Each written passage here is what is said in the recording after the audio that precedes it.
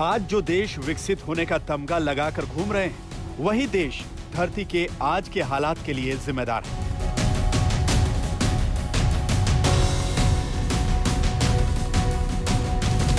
जो देश 19वीं और 20वीं सदी में विकास के नाम पर उद्योगों की सुनामी लेकर आए,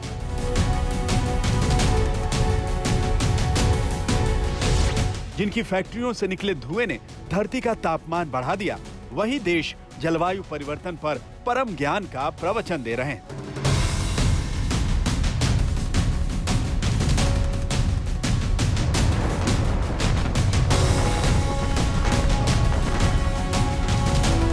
उद्योगों के जरिए खुद का विकास 100 साल पहले ही बुलेट ट्रेन की रफ्तार से करने वाले देश अब 2050 तक दुनिया को नेट जीरो के फायदे समझा रहे हैं।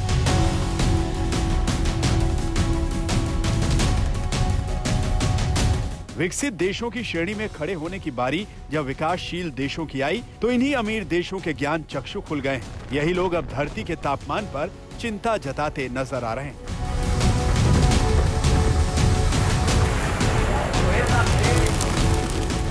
हम आपको धरती के तापमान से जुड़ा एक आंकड़ा दिखाते हैं, जिसके बाद हम आपको बताएंगे कि जो देश आज के क्लाइमेट संत बनकर नसीहतें दे रहे हैं, दरअसल ऐतिहासिक रूप से वही भोगी रहे हैं। धरती का तापमान पूर्व औद्योगिक काल से, जिसे आप 1861 से लेकर 1880 तक मान सकते हैं, उनके मुकाबले आज 1.1 डिग्री सेल्सियस बढ़ चुका है। अगर इसी स्तर पर कार्बन का उत्सर्जन बना रहा तो धरती का तापमान 21वीं सदी के अंत तक 2.7 डिग्री सेल्सियस तक बढ़ जाएगा, जो आपदाएं लाएगा। जो देश आज कार्बन उत्सर्जन की कमी लाने की बात कर रहे हैं, वही देश ऐतिहासिक रूप से जलवायु परिवर्तन की वजह से होने वाली आपदाओं के जिम्मेदार है। खुद को सुपर पावर समझने वाले देशों की सुपर विलेन वाली छवि हम आपको इन आंकड़ों के जरिए बताना चाहते हैं।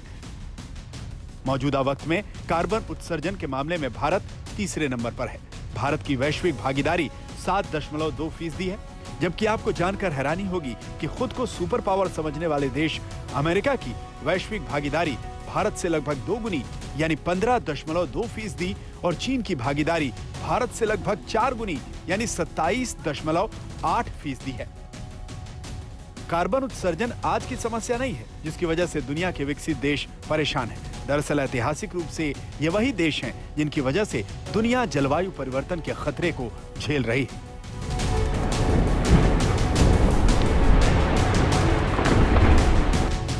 कार्बन उत्सर्जन मामले में अमेरिका 1850 से ही एक्टिव है।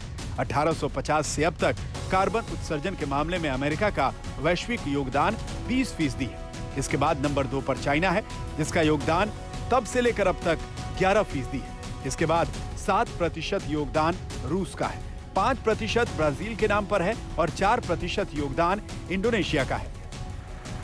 20वीं सदी में भी औद्योगिक क्रांति के जरिए पूरी दुनिया को अपने इशारों पर नचाने वाले यही देश ग्रीन हाउस गैसों के उत्सर्जन के मामले में सबसे आगे रहे हैं। बात अगर वर्ष 1990 से की जाए तो उस वक्त से अगले 10 साल तक ग्रीन हाउस गैस के उत्सर्जन के मामले में अमेरिका नंबर 1 पर था। दूसरे नंबर पर यूरोपियन यूनियन के देश थे, तीसरे नंबर पर चाइना और चौथे नंबर पर रूस था। 5वां नंबर ब्राजील का, जबकि 6ठे नंबर पर भारत का नाम था। 2014 में ग्रीन हाउस गैस के उत्सर्जन के मामले में चाइना पहले नंबर पर आ गया और अमेरिका दूसरे नंबर पर पहुंच गया। यूरोपियन यूनियन के देश तीसरे नंबर पर रहे और भारत चौथे नंबर पर आ गया। मतलब ये कि जिन देशों की भागीदारी कार्बन उत्सर्जन में सबसे ज्यादा रही है, वही देश आज पर्यावरण के टोल पर बैठकर दूसरों की पर्चियां काट रहे हैं। अपने देश में यही देश विकास के नाम पर प्रकृति का दोहन करते रहे और विकासशील देशों को $100 अरब का लॉलीपॉप देने का वादा करके मुकर गए। इन पैसों को विकासशील देशों में कार्बन उत्सर्जन कम करने के प्रयासों के नाम पर खर्च किया जाना था। आज तक ब्यूरो।